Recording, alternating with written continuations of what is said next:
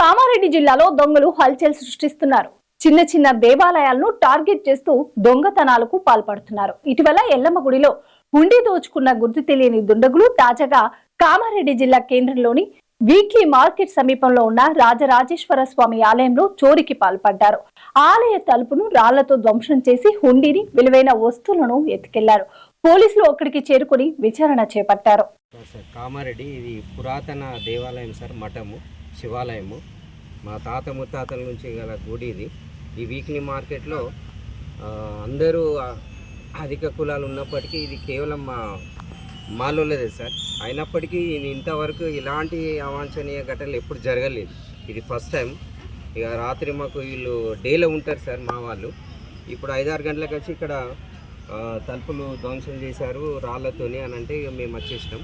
మా కుల సభ్యులు అందరం వచ్చి చూస్తే లోపల గల్లపెట్టె పోయింది సార్. నెక్స్ట్ ఓ బిందె, ఓ పెద్ద పైపు.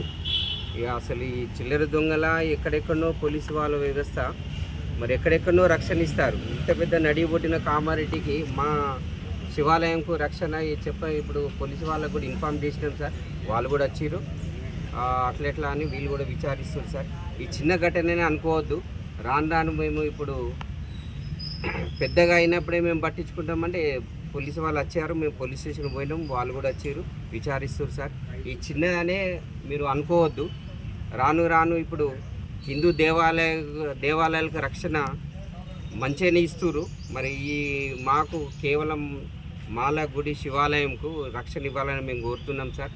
ఈ చిన్న చిన్న ఏం కాలేదు అనే దృష్టి పెట్టుకోవద్దు.